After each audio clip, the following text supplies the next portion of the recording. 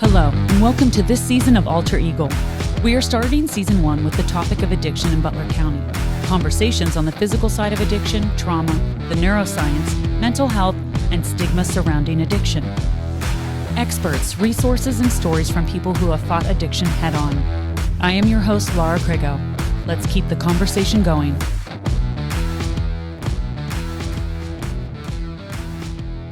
Alyssa Vorel is the clinical supervisor at the Ellen O'Brien Gaiser Center. Alyssa provides support to the inpatient and outpatient clinical departments on compliance and client programming needs. Alyssa has worked with individuals struggling with substance use disorders since 2011 in various positions and programs. She started at Gaiser's outpatient program as an intern in September of 2015 and was hired in January of 2016 as a counselor aide. She has worked as an inpatient counselor with men and women since 2017 until she became the clinical coordinator in 2022. In July 2023, she entered her current role as clinical supervisor of outpatient and ancillary services, including overseeing Gaiser's programming inside Butler County Prison and Gaiser Center of Excellence. Alyssa is passionate about addressing substance use issues along with trauma individuals have experienced throughout their lifetime. In 2021, Alyssa obtained certification to become a certified clinical trauma specialist. Crystal is a certified recovery specialist at the Gaiser Center. She has been employed with Gaiser since 2021. Crystal has worked in various positions, including counselor aide, admissions coordinator, outreach specialist, and has been in her current role since July of 2022. She graduated from Allegheny County Community College with an associate degree in social work in 2022. She is currently working towards obtaining a Bachelor of Social Work degree from Penn West Edinburgh and is scheduled to graduate in May of 2024. She plans to pursue a Master of Social Work degree following graduation. Crystal is passionate about working with people re-entering society from substance use treatment and incarceration. She obtained her certificate of competency in criminal justice in 2023. She is a staunch advocate for those suffering with substance use disorder. Crystal honors that each person's path to recover varies. She seeks to understand and tailor her approach based on each individual's needs. After 13 years of battling her own addiction, Crystal began her journey of recovery on May 26, 2018. She is a shining example of what can be achieved in sobriety. Now a word from our sponsor, BetterHelp. For a long time, I suffered with depression and anxiety. I had tried therapy before, but struggled finding a therapist I connected with until I found BetterHelp. That's why I am so excited to share BetterHelp's mission to make therapy more affordable and more accessible, because finding a therapist can be hard, especially when you're limited to the options in your area. BetterHelp is a platform that makes finding a therapist easier because it's online. Remote therapy sessions, and by filling out a few questions, BetterHelp can match you to a professional therapist in as little as a few days. It's easy to sign up and get matched with a therapist. Click the link in description and receive 10% off your first month of BetterHelp. And by clicking that link, you support this channel. Plus, you can easily switch to a new therapist at no additional cost without stressing about insurance, who's in your network, or anything like that. I was struggling for a long time, and BetterHelp was where I found my therapist, Whitney, who I still see weekly for almost 2 years now. So, if you're struggling like I was, consider online therapy with BetterHelp. Click the link in description or go to betterhelp.com/alter eagle. That's betterhelp.com/alter eagle. There's no better time than now to start your mental health journey. Thank you again, BetterHelp, for supporting this channel.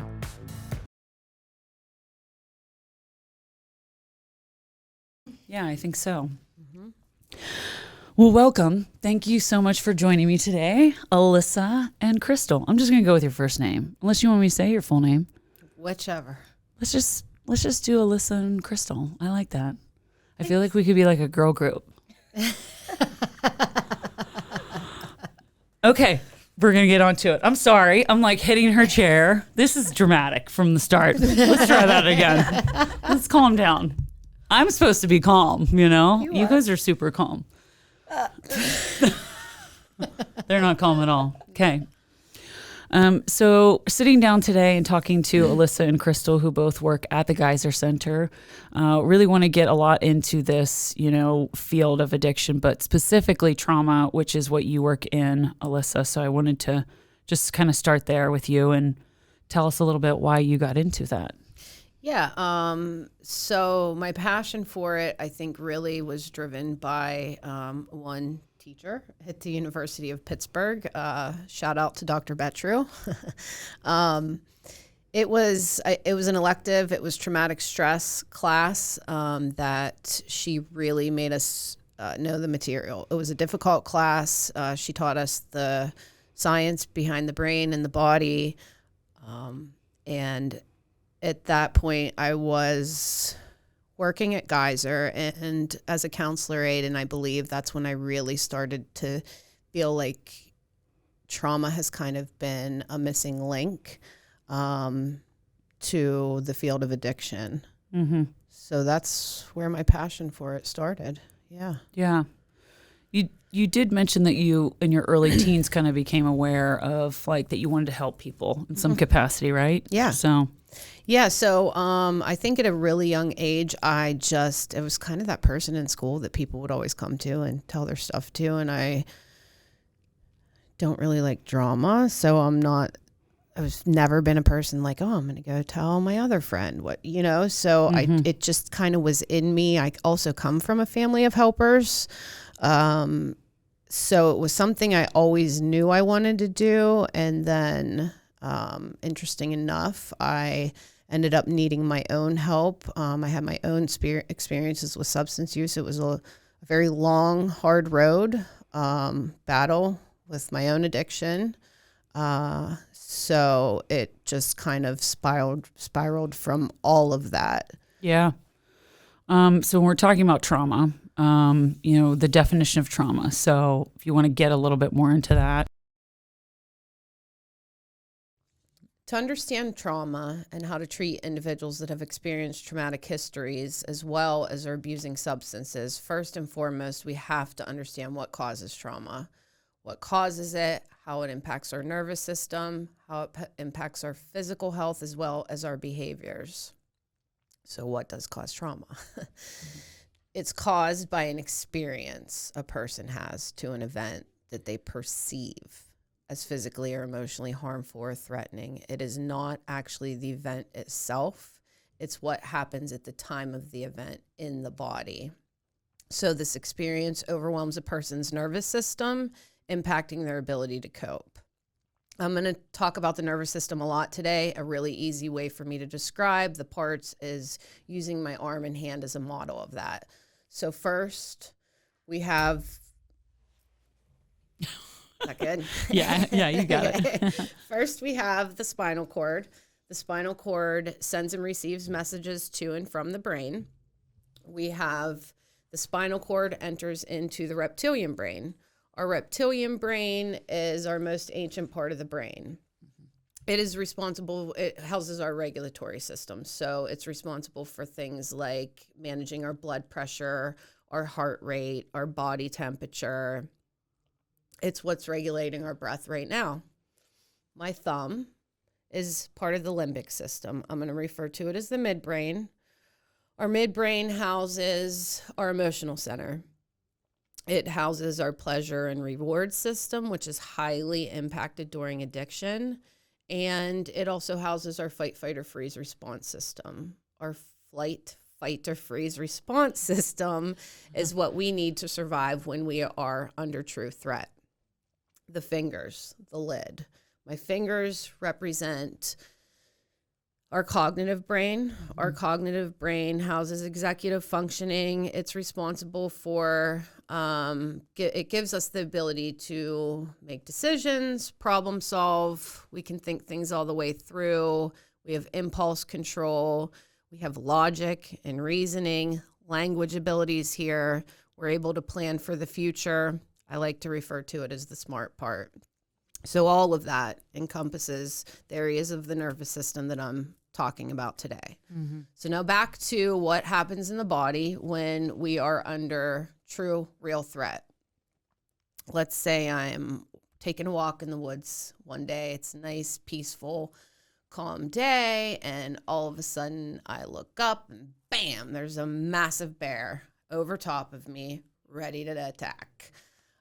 So in this moment, what I need to happen and what does happen in our system, my heart starts to race, my muscles constrict, my pupils dilate to help me take in more of the environment. I'm sweating. I have 32 hormones that are released in this moment. Two of the big ones, adrenaline and cortisol, pumping through my body. So in this moment, Laura or Crystal, do you have any idea which part of the brain we would like to light up in order to survive this moment of actual threat? Well, I know the answer, so I don't know if it's fair for me to answer. Do you both know the answer? Yeah. We do. Tell me. It's going to be this on the inside, Yes, right? the midbrain, The midbrain, right? the midbrain. At the same time, the brain, right, in this moment, I call it the lid flip. My cognitive functioning actually goes offline, right? Because in this moment, I don't need to think it all the way through. I don't need to problem solve. I don't need to plan for the future because likely the bear's going to get me, right? So my midbrain lights up. It takes over. My fight, flight, or freeze response is now activated. And all of this has just occurred to help me fight the bear, run from the bear, or freeze. It's a beautiful system, right? We need it to survive. All of that happens faster than we can blink, which is pretty amazing to me. The tricky part becomes when there's actually no bear. Our system is going to respond this way based off the perception of threat. And let me break that down with an example. So let's say I'm a little girl. I'm growing up with an alcoholic father. I've learned at an early age that based off how the door slams when my dad comes home, whether he's going to be drunk, screaming at me, yelling at me, chaotic environment.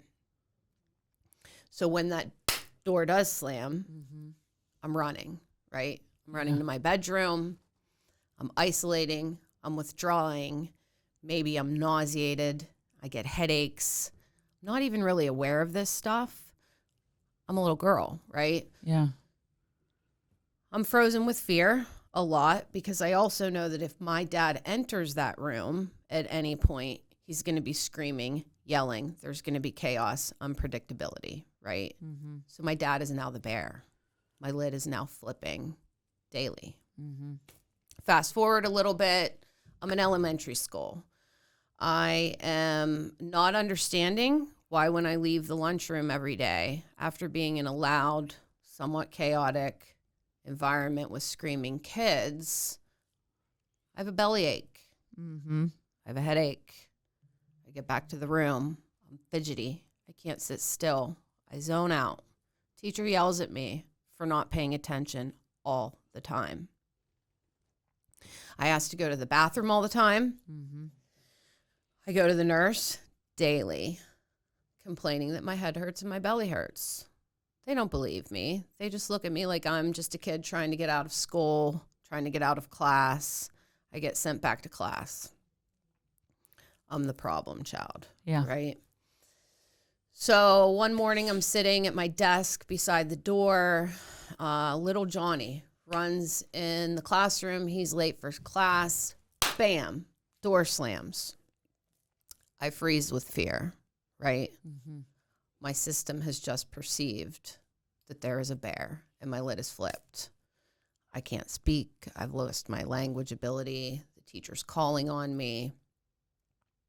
My silence is taken as a final sign of disrespect, and she sends me to the principal. All right, so now I'm an adult, and I'm using drugs and alcohol to cope with these symptoms that I have been experiencing since I was a little girl. It's the only relief I find, right? And as an adult, my symptoms and behaviors have only worsened. I am now unable to manage day-to-day stressors. My lid flips over the very smallest stressors. I'm irrational. I am angry. I have impulsive behaviors. I may appear to other people to be self-centered. Maybe I'm engaging in self-harming behaviors. Maybe I'm experiencing suicidal tendencies. Mm-hmm. I'm withdrawn. I'm depressed. I isolate. Because those were my go-tos as a child, right? So isolation and withdrawal are usually my go-tos outside of using the drugs and alcohol to cope. So why is all of this super important for us to understand? Number one, first and foremost, these are not bad behaviors, right? Mm-hmm. They are an absolute correct biological response to my painful past learning experiences. They are something that we need to expect to see in treatment. And I'm going to repeat it. They're not bad behaviors. Mm-hmm. They're just proof that someone has been living in an overactive nervous system. And the big piece to this we have to understand is because what we know is approximately 90% of people that are seeking substance use treatment have experienced at least one traumatic event. And we know that most people have been exposed to multiple traumatic events across their entire lifetime. Yeah. So in a little bit, I'd love to describe a little bit more what treatment looks like early on when we are treating substance use and trauma-related symptoms. Mm-hmm. And the really cool piece to this is there is healing. And it is beautiful to watch people go through this healing process. And I believe that healing is possible for anyone. Yes. Yeah. We're talking about multifaceted recovery, right? So all of these facets need addressed in treatment. So we're going to get to that here in a moment. But before we get into that, we're actually going to talk to Crystal. Crystal's going to share her story. So Crystal and Alyssa work directly with one another. So you work with Alyssa, right? So Alyssa's like she's your boss, huh? Yes. She's your boss. She's a pretty cool boss to have, though, isn't she? She is. Yeah. Thanks. Okay. So, if you want to start, why don't we start there? I kind of think maybe start there, how your first interaction with Alyssa. So the first time I met Alyssa, I was actually in the Butler County Prison. Yeah, there you go. Yeah. It was in 2016. Mm-hmm. It was my second time in the jail, in the reentry program, not in the jail. I've been in jail a whole bunch, but in the reentry program. And Alyssa actually was bringing in the treatment groups I was participating in. Okay. At the time, reentry looked different than it does today. We were allowed to leave the jail to go to we could go to treatment, AA, the gym. We could work. Yeah, we could go to work. We could go out and do a lot. Okay. So when I reached the final phase of reentry, I was able to go down to Gaiser outpatient. And that was where I connected with Alyssa again, and she was my counselor. There was just something about Alyssa's demeanor that I felt safe. And in drug addiction, like you don't connect with people. You don't feel that safety. Mm-hmm. So I felt like I could trust her. I felt like I could be open, talk about the things I was facing, the things I had going on, and she offered support and understanding. And that was something I obviously needed at that time. Of course, yeah. So I got out of jail, and I was still engaged in Gaiser outpatient. And a big thing for me was just because I put down the drugs, I had behaviors that were insane. I knew the things that I was doing weren't okay, But prior to meeting Alyssa, it was like not something I talked about. Working with Alyssa allowed me to like put all that stuff out on the table and begin to process it, really. I did not stay clean that time. I made it about a year, and then I struggled with some decision making, and I ended up at a bar, and the same night I was back using. I was smoking crack and way back in it. The guilt and the shame that hits you after you've had some time in recovery and you go back to using is just almost unbearable. So I was trapped. I was trapped. I was stuck in it again. Yeah. And in that time, like when I reached a year sober, I was like doing things in the community, speaking at like opioid events. And so like when I used, it was super shameful. Like I felt like I had presented this this idea of recovery to everybody, and then I just screwed it all up. So, and that's hard. I mean, and even just you sharing that is very brave, because I know that was probably one of the biggest things, right? You said it's hard to trust people. And that was something you had mentioned, that Alyssa, there was like no judgment. Oh yeah, I could tell her anything. Yeah. It's like, okay. And that has to be one of the biggest things that people have to understand, is it needs to be a judgment-free zone, because you're not there to be judged.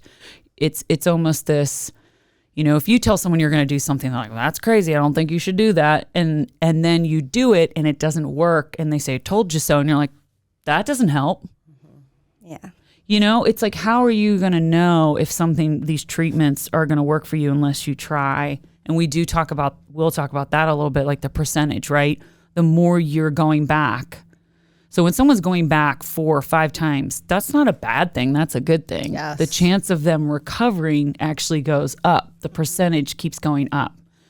And just your awareness, just even in saying that, like that year went by and that shame, it's like something had started to change, right? Oh, yes. Because you were starting to know. That was probably the first time I realized I was capable of anything beyond like drug addiction. Yeah. Because I had evidence that like I could change my life. I could acquire things. I could take care of myself. Yeah.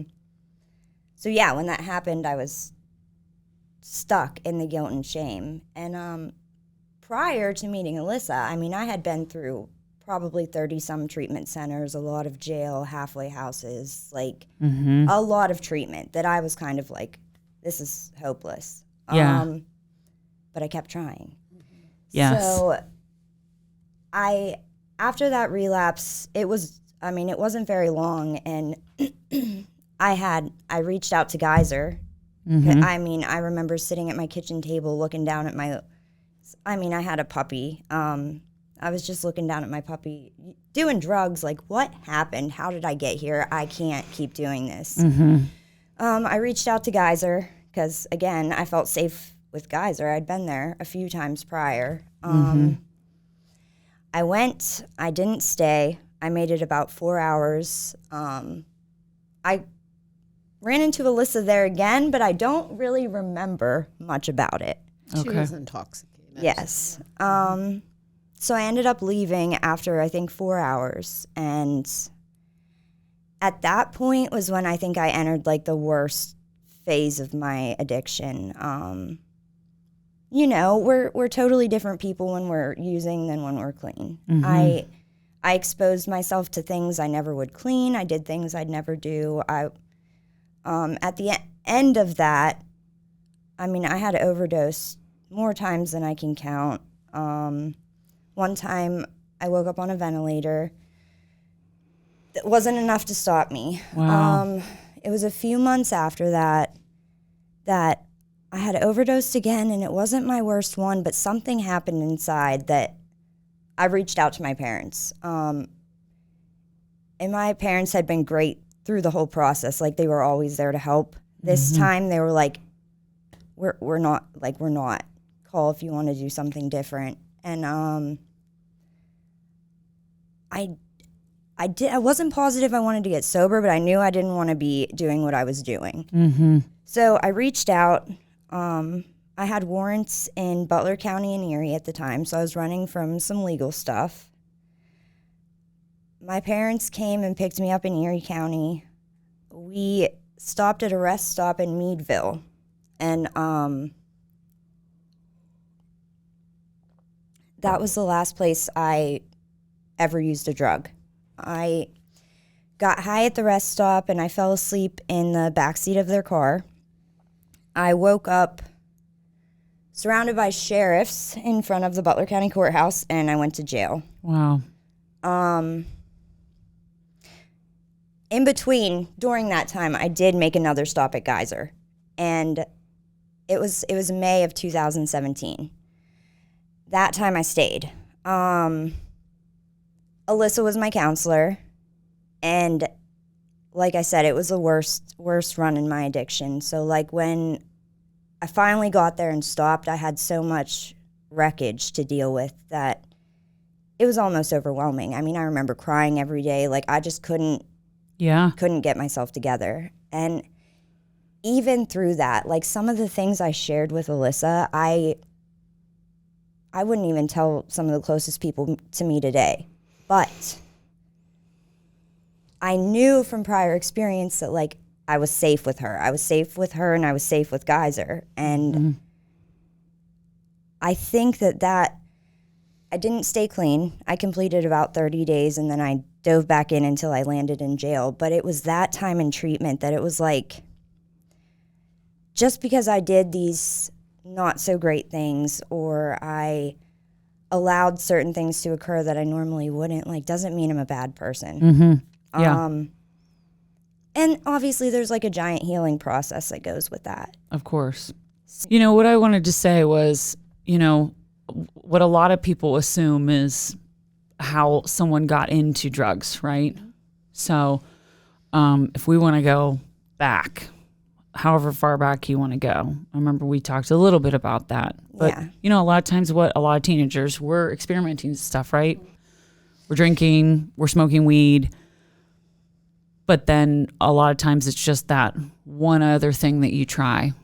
And there's something in your brain or there's something in the chemistry of your body, right? System, yeah. Your system that is just what it's like. It's almost like that lid flip. It's like maybe it's like a light switch. You know, someone flips something gets flipped on in your brain, and that's how you become addicted, right? So I think a pretty average childhood. Yeah. I think it was more like the choices I was making and the people I was surrounding myself with. But when you just said that like moment, it was the first time I tried opiates. Now how I ended up in that situation, the people I was hanging out with, I had started dating this individual, and that just came along with it. I didn't think twice about trying it. I wanted to be accepted. I wanted to be liked. And I tried it, and I fell in love.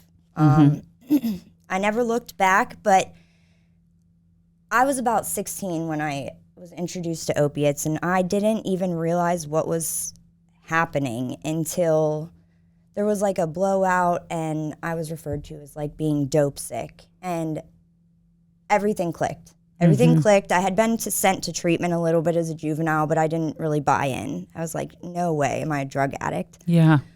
I kind of bought in at 16. Like once I was told, like, oh, you're dope sick, it was like, okay, I don't really know what to do about that, and I like how it feels, so oh well. Yeah. And reflecting back now, I can see how, like, prior to that, I was involved softball, cheerleading, basketball. I mean, I was a really involved student, and, like, I slowly watched the things that mattered to me, like, fall off, and I noticed I no longer cared. Like, what I cared about was chasing a high and escaping my reality. And I think when we were talking prior, like my first experience with treatment, I was 14. Yeah. So even then when I got sent there, I was like calling my mom, like, come get me. I'm not like any of these people. And she did, Yeah. you know. However, I ended up back at that same facility where I spent my 18th birthday. And then I Wow. literally spent every birthday from 18 to 27 in a facility, whether jail or treatment. I mean, I could never make it very long on the streets. I either had legals I was running from, probation, or like my family was shunning me. Like, you got to get yourself together.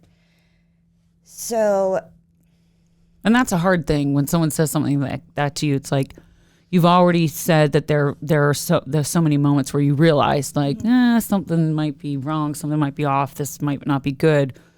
But when people are just like, get it together, it's not like, okay, sure, I'll go get it together. You know, it's not like you just start. That's kind of what we're talking about Yeah. here, right? yeah, it's like, how do I get it Yeah. together? And who can you trust? I mean, I think that's one of the biggest things that you've said. And when you find someone that you can trust, then you get sort of a level of respect for them. And then every time I'm sure that you slide back into those habits and substance use and you're already beating yourself up, then there's this other person too that you feel like you want to, right? Yeah. Does that make sense? I'm just kind of throwing that at you, but I don't know. I mean, maybe that's something that I have done with myself. And I'm like, oh, well, now I also, not only am I disappointing myself, but now there's this person. Yes. So that's a lot. That's a lot. So it's like you have to really sort of commend yourself for where you are right now, right in this moment. Yeah. Like, it's huge. It's humongous, really. I mean, I think, there's that saying, it's like, whether you're religious or not, or whatever, we're never given anything that we can't handle. And sometimes it's like, oh, seriously? Yeah. Really? Come on now. Like, can we just not? I mean, I've actually done that. I've actually looked up and I'm not like, but I'm like, give me a break. Like, Yeah. universe, like somebody throw, like, can we pause? Can we just take a pause? Can we take a beat? Like, can I like soak in a bath or something? Yeah. Because, like that's just, and we talk about laughter, right? Because we might laugh during this and we don't want anyone to be offended because of the subject matter. But do you want to give us that little fun fact about laughter and what it does? Yeah. So, We'll take a little side beat, Crystal. Well, I have to say, kind of to piggyback off some of the stuff Crystal said first, before we get Absolutely. to the Yeah. cool, Yeah. little cool big vagus nerve, Yeah. is like Crystal and I have reflected a lot, leading up to this, and it definitely was not me. Like we'll have a lot of people say like, "Thank you so much, you changed." It's not me. There was just something special about Crystal and it wasn't, like, shout out to Rory. He was another counselor at the time. I'm like, Rory. Yeah. I don't know who he is. Sorry. It's all good. It's all good. He'll love it. But I feel like that's great. Like, yeah. Yeah, no, I mean, I always say guys are special, but it's the people that make it special. And, from Rory to Casey, who works at outpatient still today, to the previous clinical supervisor, and like so many people just saw her working hard, and when our paths did cross, like it definitely just was not me, but you could see how close she was. And like the time that she says, I don't remember really seeing her, I remember, and she was there for maybe 4 hours. Yeah, she was intoxicated. And we hoped that just letting her go to bed, like sleep it off. You can do whatever your body needs to do right now. Do you need food? Do you need water? Do you just need to sleep? Do you need to go take a shower? Whatever you need to do. We hoped that would keep her there. But that's when I think addiction becomes hard, when you are the helper, is like just watching it all over her, and because I have my own experiences, I know what that feels like. Yeah. And we couldn't keep her, I often say, like, we can't work harder than she's willing to. Yeah.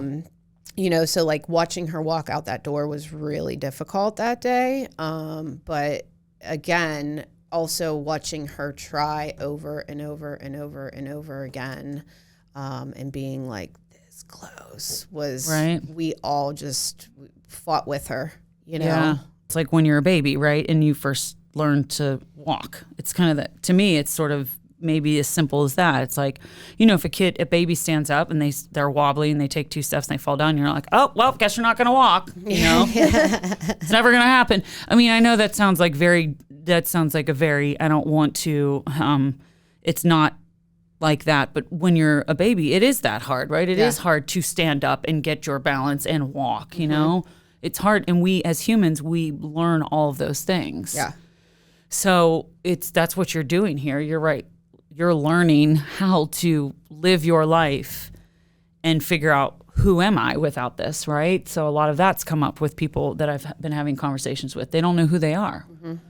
To them, that was, well, that's who I am. Yeah. So why would I be anything else? This is who I am. Or they're not happy. And when they're not doing it, they're not happy. So that brings them happiness. So it's like, well, why wouldn't I do that? It makes me happy. Mm-hmm. You know, right? So you're literally learning how to almost walk again, right? You're learning how to basically just do it all again. Well, and it's, I mean, you know, back to that lid flip stuff, right? That midbrain, that's where addiction's held. Yeah. You know, so I'm going to pick the drug over top of shelter, over top of food, thirst, reproduction. All of that is housed there, right? So I'm going to pick that first. And it changes our brain. I don't debate people about, is it a disease? Is it not a disease? I don't care what you call it. That's just my opinion. Because it changes the brain, right? Like we have neuroscience that shows us that. But I think the beauty too is like, I like to think of like a field, right? An overgrown field. And let's say at the end of this field, I have a clear pathway to what takes my pain away, and that's the substance, whatever that substance of choice is. And I have forged a very clear pathway to that substance. It relieves everything, right? And now I'm going to say to Crystal or whoever, all right, you're going to get relief, but you have to forge a new pathway through that field. I mean, how long does it take to clear a forged pathway through that field, you know? And then you start to walk in that field and you take a few steps into that field and you're like, how about this was way easier. Our system is literally created to go with the easier way, you know? So creating that new neural pathway, it is absolutely possible, but it's going to take time. Yeah. And a lot of times we're going to go back to the easier, softer way before we get it, you know? And you can hear that in her story. I'm Joe Mahoney, Executive Director at the Ellen O'Brien Gaiser Center, and it's time for another mental health light bulb moment. Did you know that alcohol was classified as a depressant? This means that the effects of alcohol will slow the central nervous system, causing delayed responses, low mood, drowsiness, lack of energy, and impaired judgment. If you're feeling depressed or experiencing low mood, please do not use alcohol to medicate your symptoms. Reach out to a licensed professional for help. How are we feeling? You guys are doing awesome. All right. You're doing awesome. Seriously, you are. You're doing amazing. Amazing.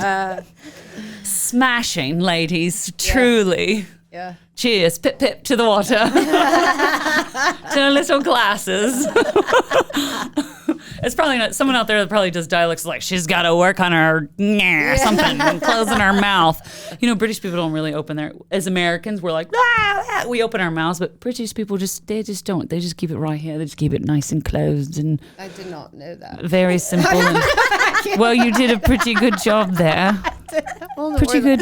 Pretty. That came from. That came from somewhere From inside hanging out of with you. you. From hanging out with me. So we want to talk about multifaceted recovery, right? All the facets.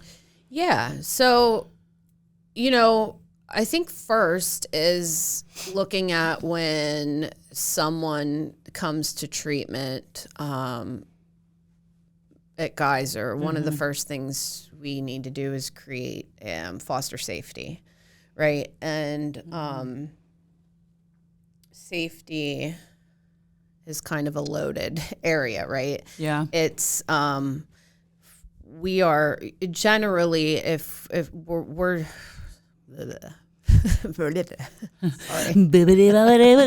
Sound like a doula, magic a boo. Sorry. I mean, just it something just whoa. Okay. It's gonna keep happening.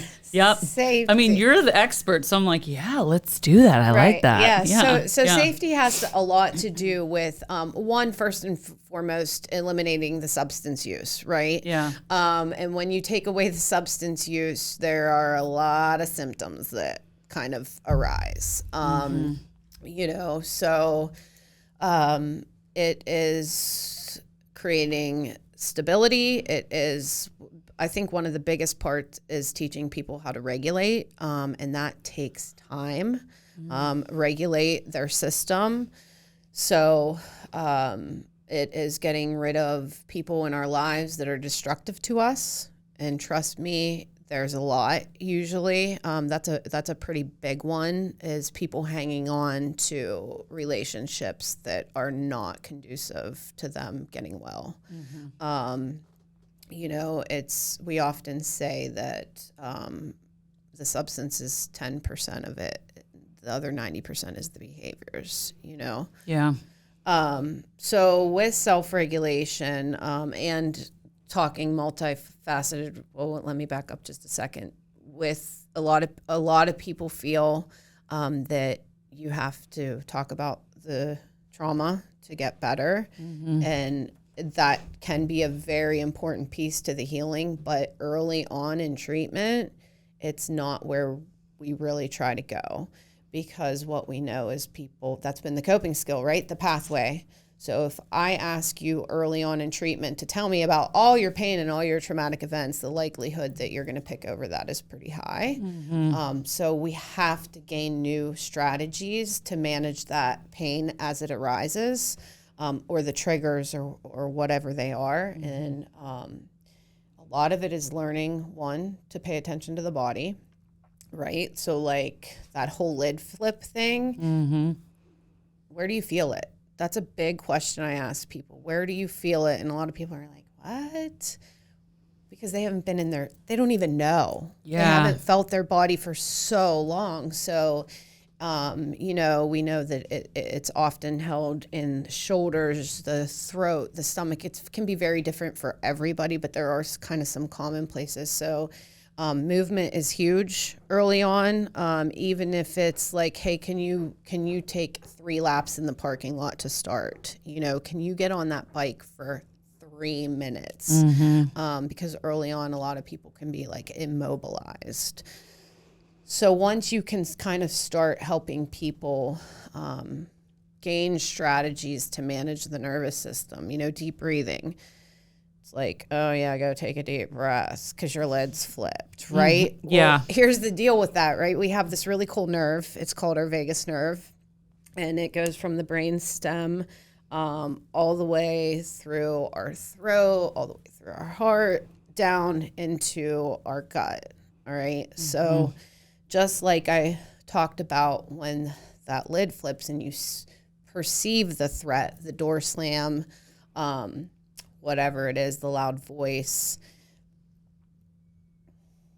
there's not a bear, right? It was just a door slam. Yeah. So when we can take a deep breath down into our gut, we're actually triggering that vagus nerve, and it's sending signals all the way back up to the brain saying like, whoa, there's no bear.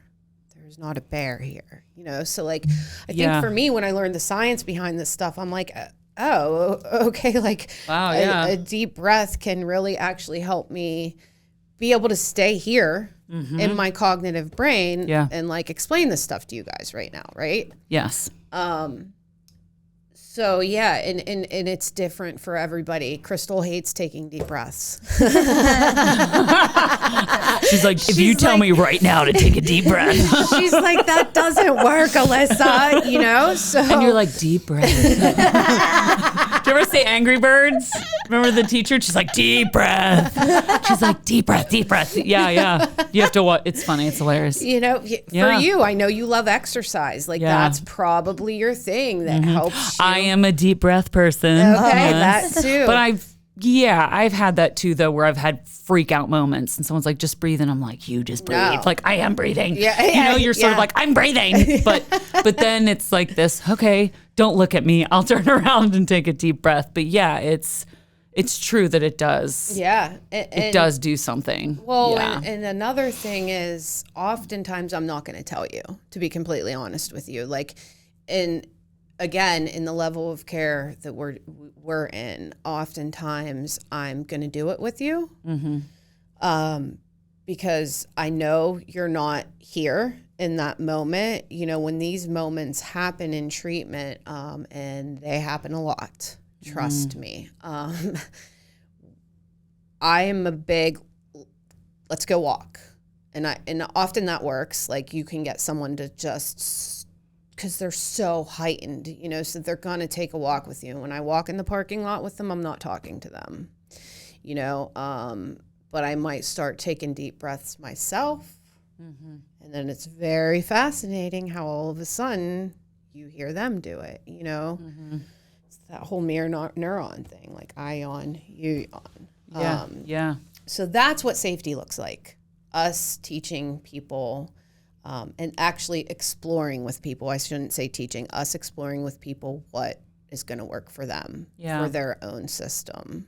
Whenever someone's willing to just like let you be, right? And just let you sort of, it's almost like you're giving them control in a way. Yes, choice. Like a choice, because you're not forcing them. You're not like, tell me now, make a decision now. You're just like, okay, I'm just going to be here with you. So yeah, I dig that. Yeah. I like that. Okay. I mean, when you started to experience that. Can I say I didn't know all of this back then? Sure. You know, I mean, like, so grad school, 2016, Crystal and I met in 2016. I understood there's a science here, like, holy crap, we've been missing this and this and this. Yeah.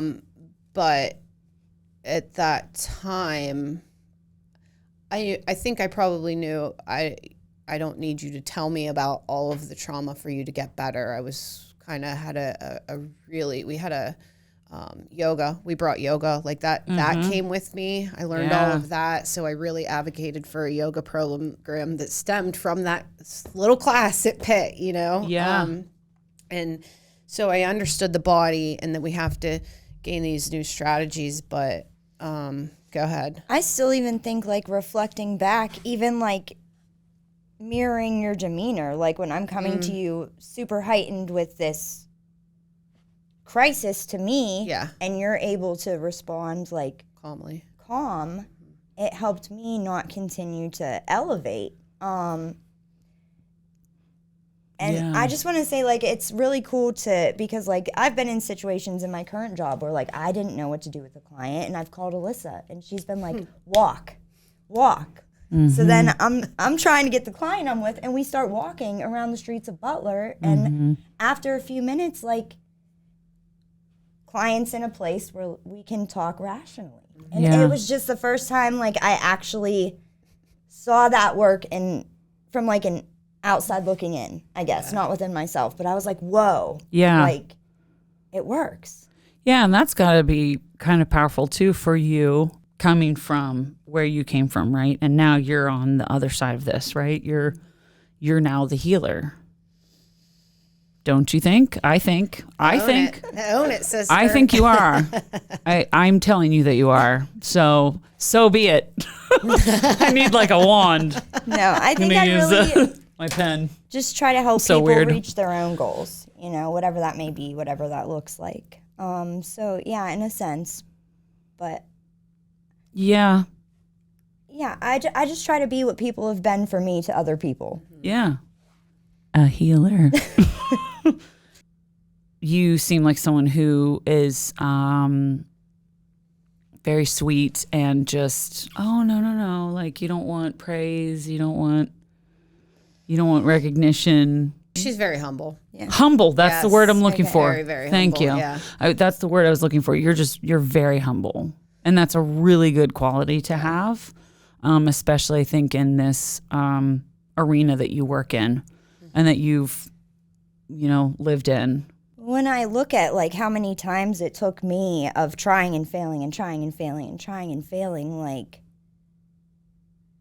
I just have to hold on to the belief that anybody's capable. We just don't know what time it might be. Yep. Whether it's their first or 15th time in treatment. Yeah. Absolutely.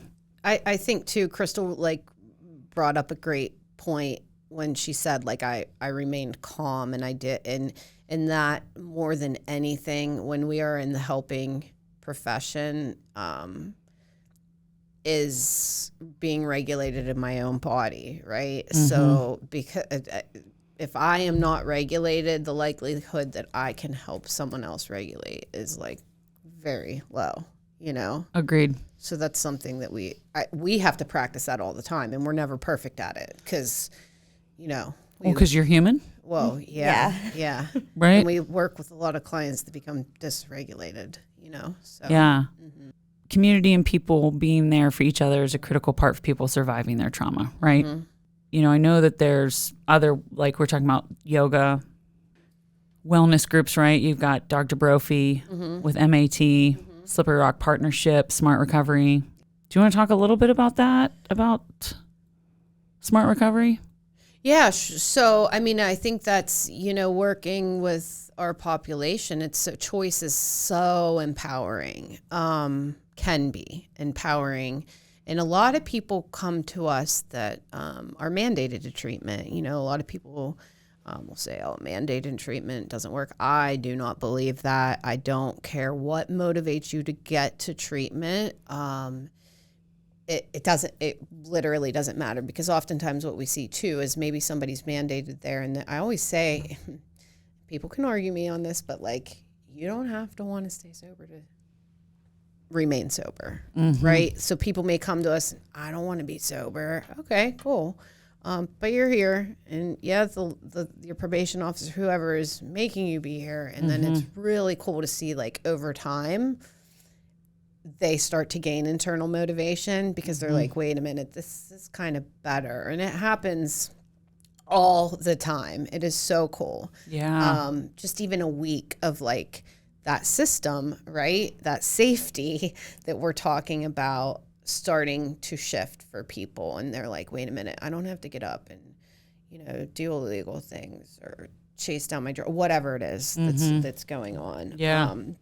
So yeah, we really try to offer choice, and that means that we take clients to 12-step meetings from Gaiser, and this is our inpatient facility, but we also don't force that, right? So if that's not what someone's into, that's okay, right? Everybody's pathway is different, and I think that's huge. But the one thing I always say, because we will have, clients come through that are like, I don't want to go to a meeting. Okay. Here's what I'm going to say. You can't do this alone. You can't do it alone. We can't do life alone. Right. So I am not going to tell you have to go to a meeting and find a sponsor or work the 12 steps but I am going to encourage you, because this is what you got right now, is to go and make connections with people, and that usually works.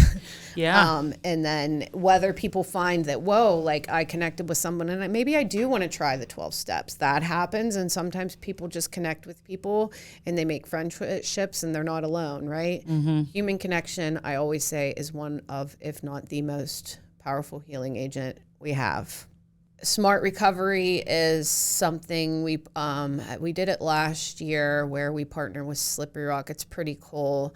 And grad students in the counseling program come to us, and they get trained for, I believe it's 6 weeks before, so they become certified facilitators of smart recovery, and they'll bring those groups to us. Okay.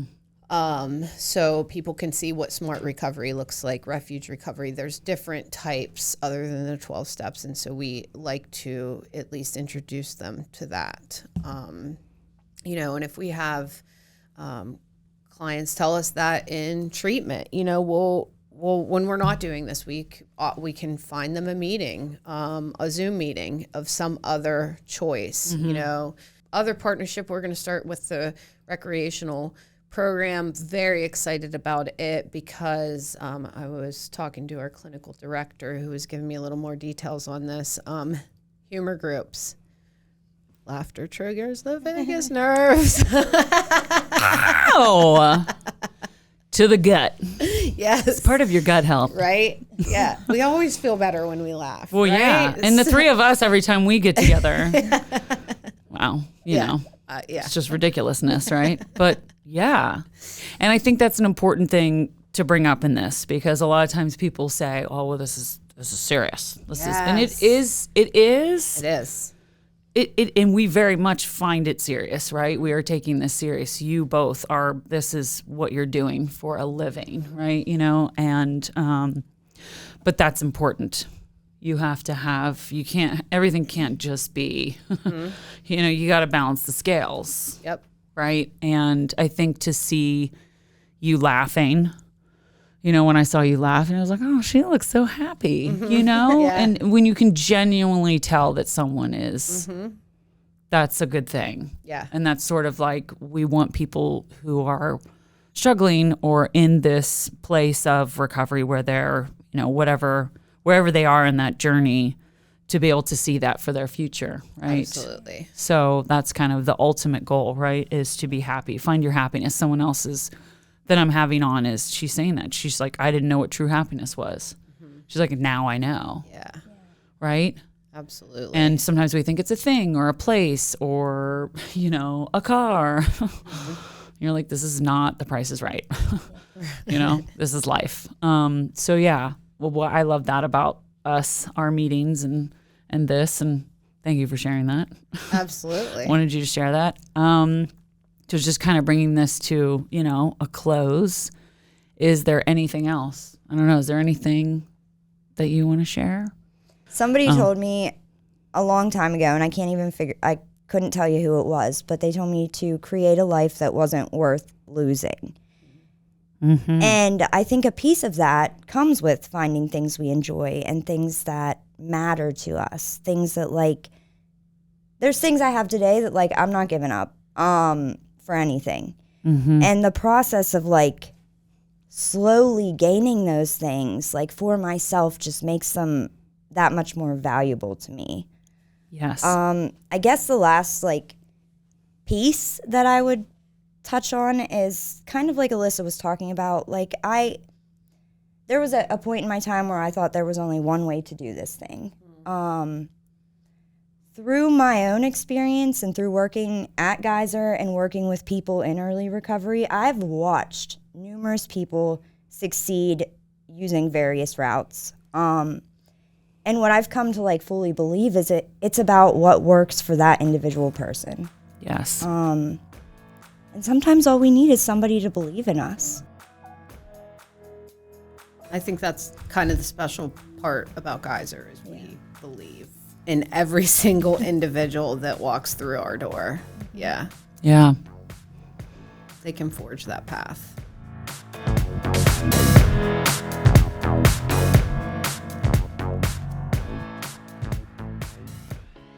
This episode is brought to you by Butler County District Attorney Richard A. Goldinger, R.W. McDonald & Sons Incorporated,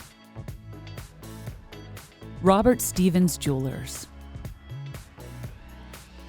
Thank you to our sponsors for your support on our first season of the Alter Ego podcast.